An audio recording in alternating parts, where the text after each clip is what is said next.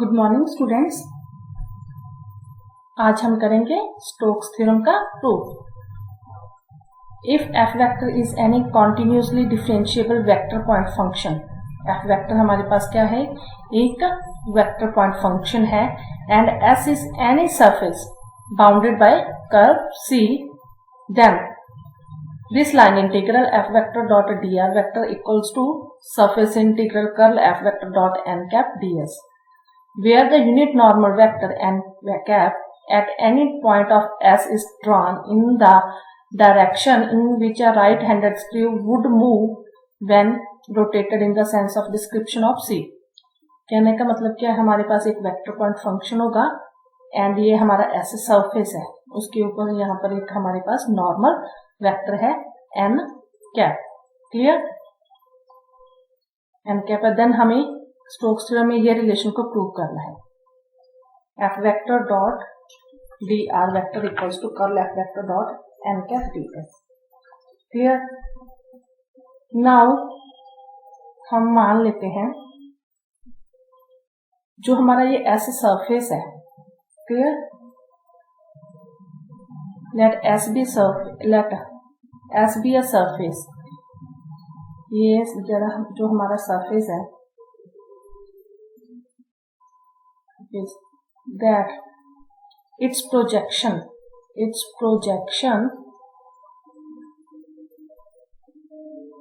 on XY plane पर हम इसकी प्रोजेक्शन ले सकते हैं जैसे नीचे, और हम इसकी प्रोजेक्शन किधर ले सकते हैं, ZX प्लेन में, और फिर क्या ले सकते हैं पीछे ZY प्लेन में, मीन्स YZ प्लेन और ZX plane. R regions, clear, R regions होगी, रीजन्स बाउंडेड बाय सिंपल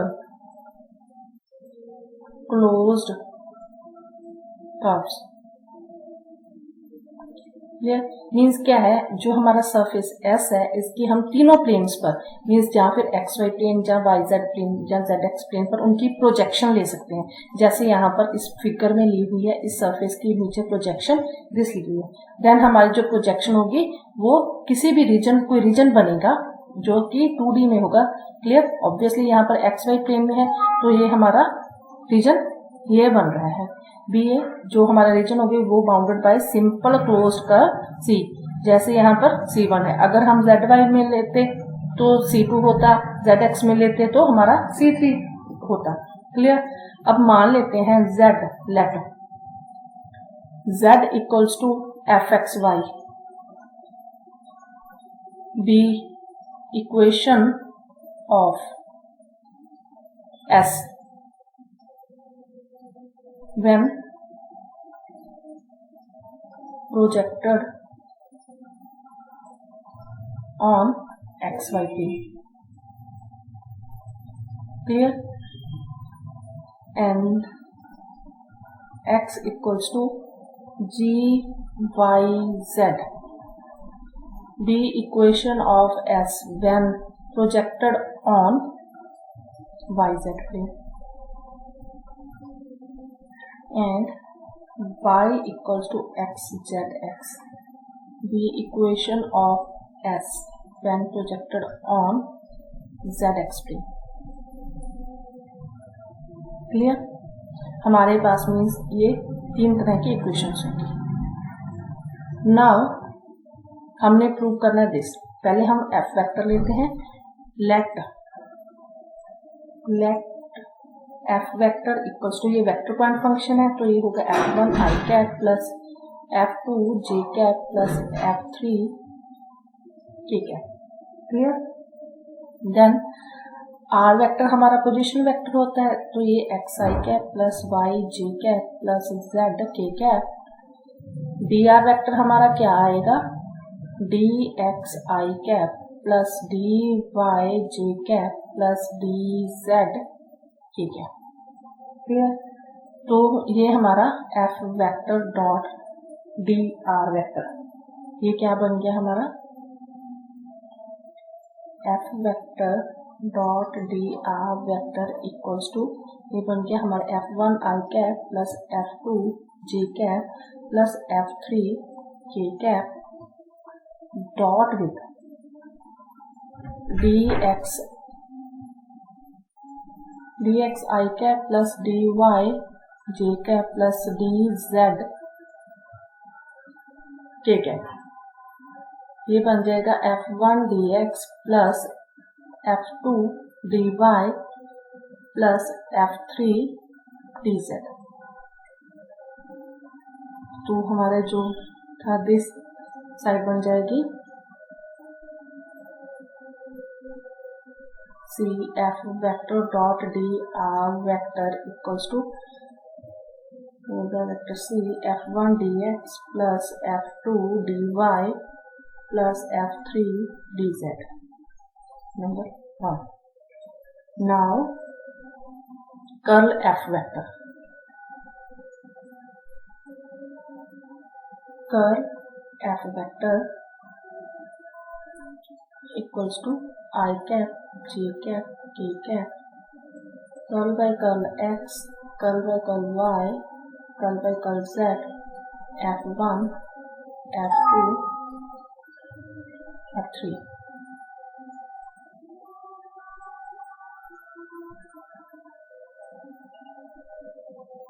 तो ये बन जाएगा आपके पास I cap curl F3 by curl y minus of curl F2 by curl z minus J cap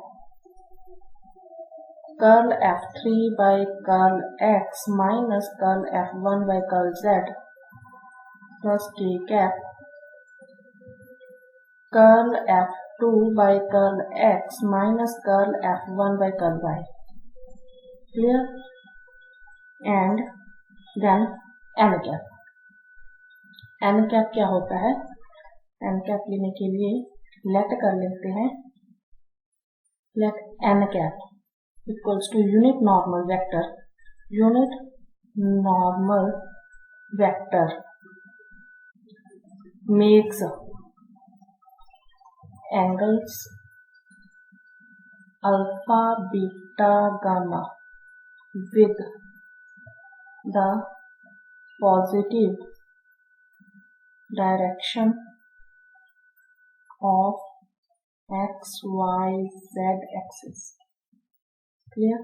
जैसे यहाँ पर देखो जो n कैप है, ये आपके पास ये z एक्सिस है, मान लेते हैं ये आपकी ये x y एक्सिस और ये आपकी x एक्सिस। क्लियर? तो ये क्या है, जो n कैप है वो x एक्सिस के साथ, यहाँ पर ये दिखाई नहीं दे रहा, थोड़ा सा ढाक लेते हैं। हाँ जी, ये x एक्सिस के साथ ये अल्फा एंगल बना रहा है, n कैप ये y एक्सिस के साथ beta angle, and z axis के साथ ये z एक्सिस के साथ ये क्या बना रहा है, गामा एंगल। क्लियर? तो इसके डायरेक्शन को साइंस क्या बन जाएंगे, cos alpha, cos beta, cos gamma. Therefore n cap आपका क्या बनेगा, cos alpha I cap plus cos beta J cap plus cos gamma K cap. Means ये cos alpha, cos beta, cos gamma इसके direction को sines होगा। Clear? Therefore जो आपका this curl F vector dot N cap ds ये क्या बन जाएगा आपका सरफेस, तो ये इक्वल्स टू होगा C F1 dx plus F2 dy plus F3 dz equals to surface integral s curl f this whole term curl F3 by curl y minus of curl F2 by curl z, curl F2 by curl z I cap plus, plus कर लेते हैं curl F1 by curl z minus of curl F1 by curl z minus of curl F3 by curl x, curl F3 by curl x J cap plus curl F2 by curl X minus curl F1 by curl Y, curl F2 by curl X minus curl F1 by curl Y के cap dot product with क्या था आपके पास N cap हमारा क्या है cos alpha I cap cos beta J cap cos gamma K cap, तो ये आ जाएगा dot with cos alpha I cap plus cos beta J cap plus cos gamma K cap D S. Clear? तो ये बन गया this implies F1 dx plus F2 dy plus F3 dz equals to S। Curl F3 by curl Y minus curl F2 by curl Z dot product ले रहे हैं into cos alpha plus curl F1 by curl Z minus curl F3 by curl X cos beta plus curl F2 by curl X minus curl F1 by curl Y cos gamma ds। Clear? तो हमने ये सब कुछ इसको हमने simplify कर लिया कि हमने बेसिकली प्रूव क्या करना है। अभी तक हमें सिर्फ यही पता चला है, तो इसको नंबर 1 ले लिया कि हमने प्रूव करना है। We have to prove number this relation. We to prove क्या करना है नंबर 1 रिलेशन, हमें इसको प्रूव करना है। क्लियर? नाउ नेक्स्ट देखते हैं प्रूव कैसे करते हैं। लेट कर लेते हैं, let R be the orthogonal projection of S on XY plane, clear, and let C1 be its boundary। Clear? देखो बेटा, मैंने क्या आपको स्टार्टिंग में बताया था कि ये हमारे पास एक सरफेस है ऐसा। क्लियर? हमने उसकी प्रोजेक्शन किसी भी 3 प्लेन पर ले सकते हैं। क्लियर? अब हम प्रूव करने के लिए उसकी प्रोजेक्शन क्या यहाँ पर ले लेते हैं XY प्लेन पर ले लेते हैं। XY प्लेन पर उसकी प्रोजेक्शन ली तो नीचे हमारे पास ये एक रीजन बना। क्लियर? और जिसकी बाउंड्री क्या है C1 है, और हमें पता है अगर XY प्लेन पर हमने लिया तो उसकी इक्वेशन सरफेस की इक्वेशन हमने क्या ली थी Z equals to fxy। Clear? तो यही चीज हमने लिखा है यहाँ पर, if Z equals to fxy the equation of S, then हमारे पास फाई क्या आएगा, फाई हम क्या लेंगे Z minus of fxy equals to 0। Clear? ये हमारे एक फंक्शन फाई क्या इसको हम ऐसे लिख लेते हैं, फाई किसका फंक्शन है, फाई एक्स वाई जेड का फंक्शन है। क्लियर? अगर हम फाई ये लेते हैं देन सरफेस के ऊपर जो नॉर्मल वेक्टर है, क्लियर, सरफेस के ऊपर जो हमने ये नॉर्मल वेक्टर लिया था उसकी डायरेक्शन क्या होगी, then n cap has direction क्या होगी, ग्रेडियंट फाई बेटा क्या होता है, ग्रेडियंट किसी भी फंक्शन का, हमने स्केलर पॉइंट फंक्शन का ग्रेडियंट निकालते हैं तो वो क्या बताता है, उस सरफेस के ऊपर जो नॉर्मल वेक्टर होता है उसका डायरेक्शन। क्लियर? तो एन कैप उसके ऊपर क्या है, फाई सरफेस के ऊपर क्या है, नॉर्मल वेक्टर है। क्लियर? तो अब नॉर्मल वेक्टर की डायरेक्शन बताएगा ग्रेडियंट फाई हम ऐसा निकालते हैं। क्लियर? तो ये आ जाएगा, फाई की वैल्यू पुट कर दो, फाई की वैल्यू क्या, Z minus F X comma Y. Clear? तो ये क्या आ जाएगा, ग्रेडियंट डेल का curl by curl X I cap plus curl by curl Y J cap plus curl by curl Z K cap Z minus F X comma Y. Clear? तो ये आएगा हमारे पास now Z minus F X Y का with respect to X derivative. With respect to X करेंगे तो Z का derivative 0, तो ये आ जाएगा minus curl F by curl X I cap. Clear? Then with respect to Y, with respect to Y Z का again 0, तो ये आ जाएगा minus curl F by curl Y J cap. Z का विद रिस्पेक्ट टू, ये Z इसका 1 आ जाएगा और इसका 0, तो ये हो जाएगा हमारे पास 1 के कैप। क्लियर? यहाँ तक आपको क्लियर है? तो ये था डायरेक्शन ऑफ एन कैप। और आपको याद है पीछे भी हमने यही कुछ किया था ऐसे कि एन कैप क्या था, उसके डायरेक्शन को साइंस। क्लियर? तो इसका मतलब ये उसके डायरेक्शन को साइंस थे, ये भी डायरेक्शन कुछ बता रहा है। क्लियर? तो देयरफॉर जो ये एक दूसरे के प्रोपोर्शनल होंगे। क्लियर? जो ये डायरेक्शंस इनके हैं ये प्रोपोर्शनल होगी।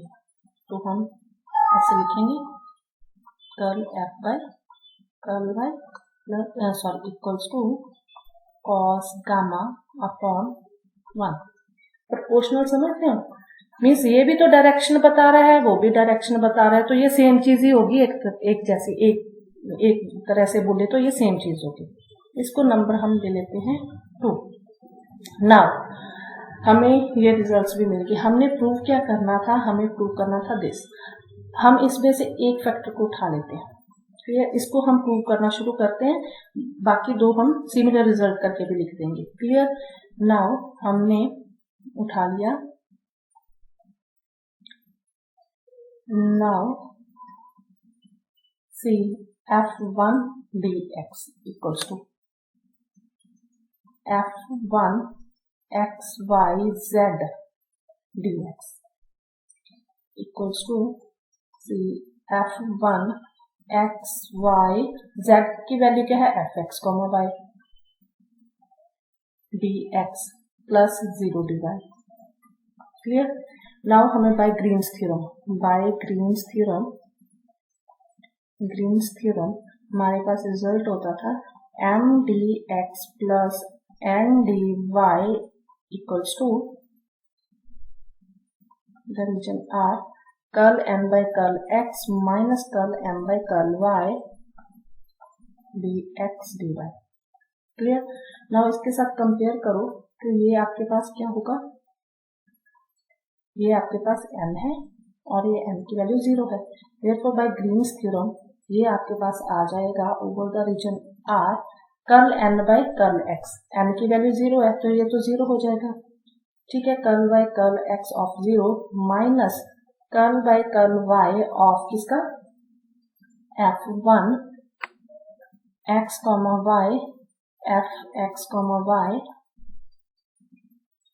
dx dy by Green's theorem. ये आपके पास आ गया result minus of R curl by curl y f1 x y fx y dx dy। Clear? ये रिजल्ट आ गया। नाउ अब हम आगे देखते हैं। देखो बेटा, जो आपका f1 x y z ये है ना, ये किसका फंक्शन है, ये 3 वेरिएबल्स का फंक्शन है ना, x का है, y का है और z का है। क्लियर? और z की वैल्यू क्या है, fxy है। मीन्स z किसका फंक्शन है, z आगे x और y का फंक्शन है। क्लियर है? नाउ आपको पता होगा कि पार्शियल डेरिवेटिव्स जब हमने रिजल्ट किया था, अब यहाँ पर देखो f1 का with respect to y partially derivate करना है, तो ये रिजल्ट कैसे बनेगा, f1 का with respect to y। Clear? Means हमने कहीं पर कैसे भी y तक पहुंचना है। मीन्स यहाँ पर 2 जगह पर y है, एक तो हम डायरेक्टली यहाँ पर पहुंच रहे हैं और एक z के थ्रू पहुंचे हैं। क्लियर? तो ये आपका विद रिस्पेक्ट, जब आपने f1 का with respect to y partially derivate करना है तो हम ये रिजल्ट क्या बनेगा, मैं यहाँ पर ही लिखती हूँ, माइनस r f1 का with respect to y curl by curl y f1 x y z, f1 का with respect to y। Clear. अगर हम एक ब्रांच पर जाते हैं देन मल्टीप्लाई करना होता है और बीच में ये प्लस। क्लियर। नाउ हमने यहाँ तक पहुंच गए, इस ब्रांच से यहाँ तक पहुंच गए, f1 का with respect to y। Now हमने दूसरी ब्रांच पर शिफ्ट करना है तो बीच में हम प्लस डाल देंगे। f1 से हमने फिर y तक पहुंचना है, f1 का with respect to z plus बीच में curl f1 by curl z, f1 x y z। Clear. Then z का with respect to y into curl z का with respect to y, means f1 का with respect to z क्या आ जाएगा, curl f1 by curl z। z का with respect to y क्या आ जाएगा, curl z by curl y। Clear. f1 का विद रिस्पेक्ट टू क्या आ जाएगा, curl f1 by curl y। Clear. Means y तक पहुंचना है ना, f1 का विद रिस्पेक्ट टू y कर लिया, फिर हमने दूसरी ब्रांच पर जाना है तो हम बीच में प्लस डाल दिया, फिर f1 का विद रिस्पेक्ट टू z, पहले z पर पहुंचेंगे फिर ही y पर पहुंचेंगे क्योंकि रास्ते में हमारे पास z है, f1 का with respect to z। Clear. अब सेम ही ब्रांच जा रहे हैं आगे तो मल्टीप्लाई करके z का with respect to y। Clear. तो ये आ गया dx dy।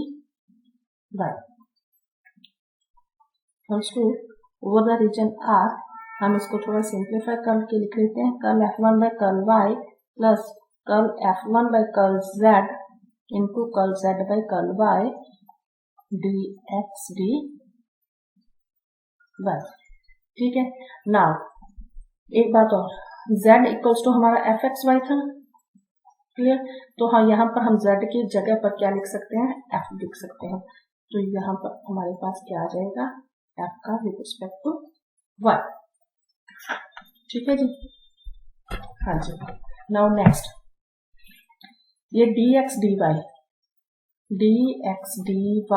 हमारे पास क्या होता है, cos गामा ds, ये इसके इक्वल होता है। ये कैसे होता है हम ये देखते हैं।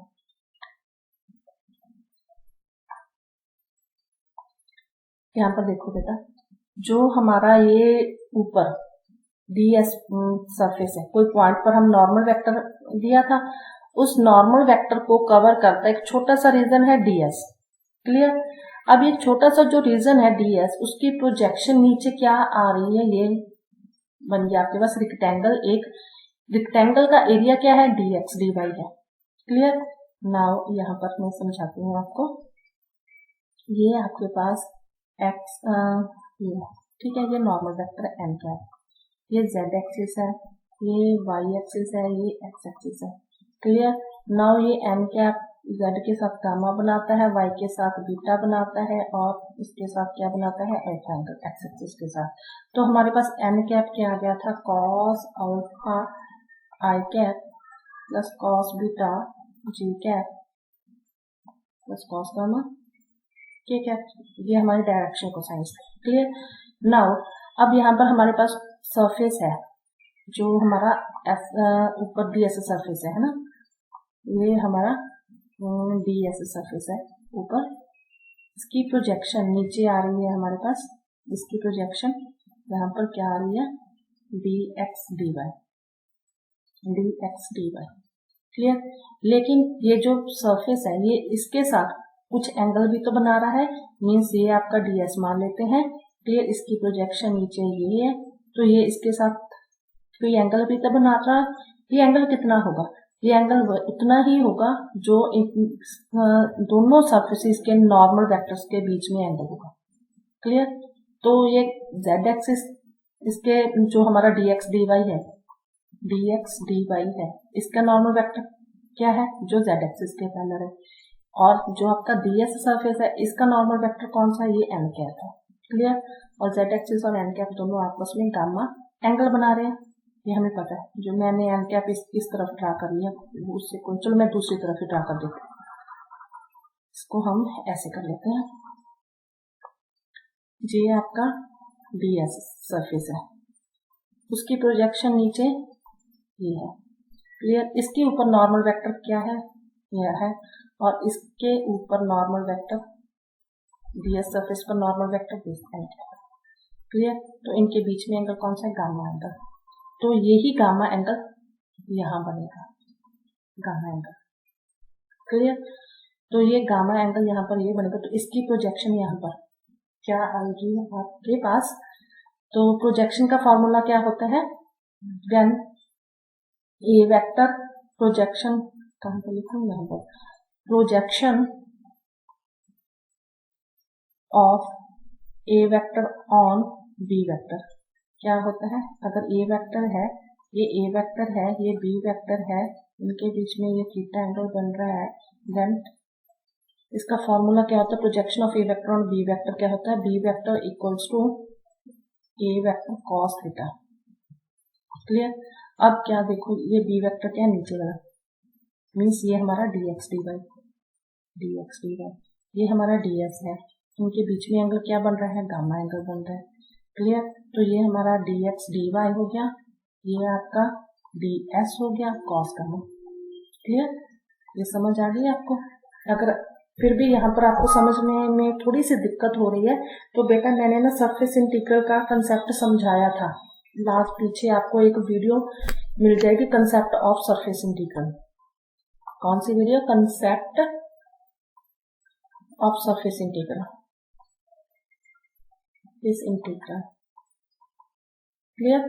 आपने वहां पर इस कंसेप्ट को अच्छे से, क्योंकि मैंने वहां पर पूरी डिटेल से समझाया, यहाँ सब पर थोड़ी सी मैं जल्दबाजी कर गई, वहां पर मैंने बहुत अच्छे से समझाया है। आप पीछे ये वीडियो देख लेना, तो मैं आपको उसका वीडियो का नंबर भी शायद लेक्चर नंबर प्रोवाइड करवा देती हूँ, एक मिनट, लेक्चर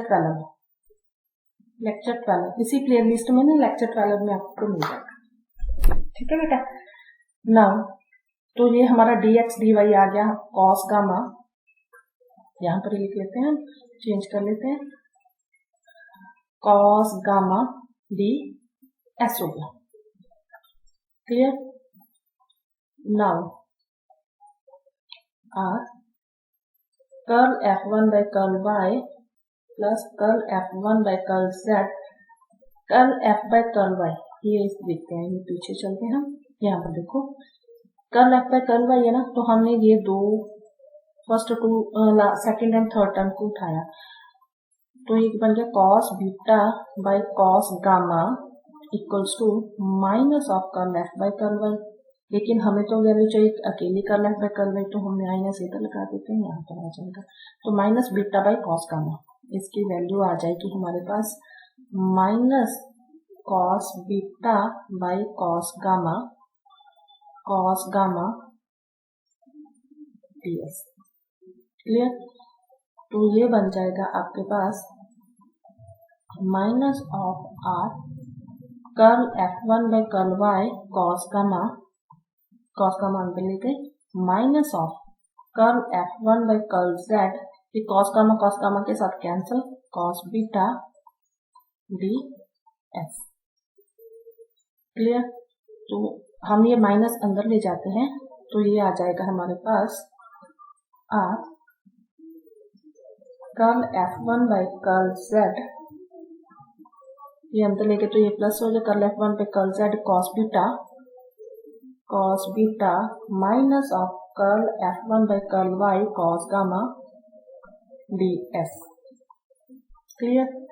ये किसके इक्वल आया, सब कुछ हमारा ये आया है f1 dx के इक्वल। सिमिलरली मीन्स ये इक्वल आया सब कुछ आपका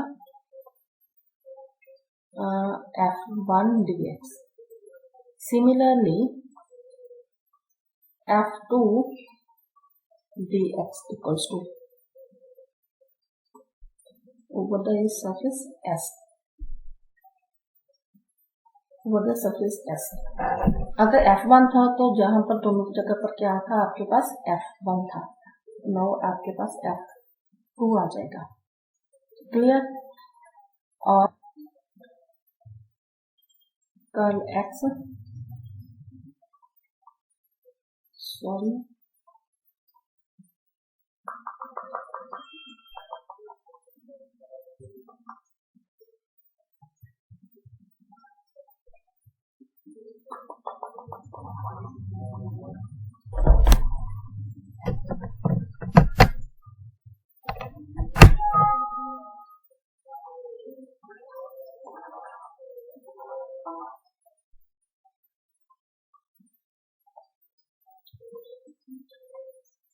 cos gamma minus of curl f2 by curl z cos alpha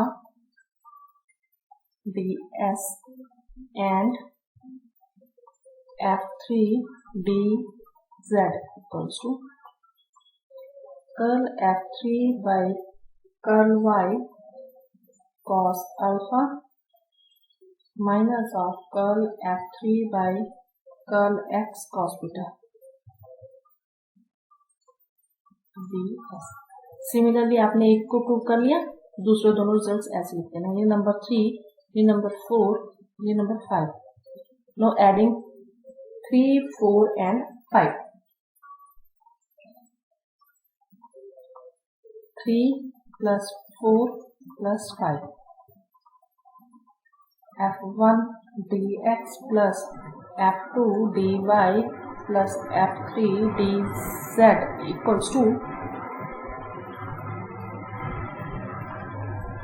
इनको तीनों को प्लस करके लिखना है। Curl f1 by curl z cos beta, curl f1 by curl z cos beta minus of curl f1 by curl y cos gamma, curl f1 by curl y cos gamma, curl f2 by curl x, curl f2 by curl x cos gamma minus of curl f2 by curl z cos alpha plus curl f3 by curl y cos alpha minus curl f3 by curl x cos beta ds equals to s। तो ये equals to आ जाएगा हमारे पास। I think यही prove करना था हमें, जो हमने प्रूव करना था रिलेशन दिस वन। ठीक है, कॉस अल्फा कॉस बीटा हम कॉमन भी ले सकते हैं, रिजल्ट हम यहाँ पर। तो हमने कॉस अल्फा वाली कॉस अल्फा वाली ये दो टर्म्स हैं, ये कौन सी है, this one and this one. Curl f3 by curl y minus curl f2 by curl z cos alpha plus cos beta की टर्म्स कौन सी है, this one. Curl f1 by curl z minus curl f3 by curl x cos beta plus curl f2 by curl x minus curl f1 by curl y cos gamma ds। Hence the theorem, hence the proof। बेटा ये theorem काफी lengthy थी, काफी समझने वाली थी। मैंने try किया है कि आपको एक एक पॉइंट समझा पाऊँ। होप सो आपको ये थ्योरम अच्छे से समझ आ गई होगी। Thank you.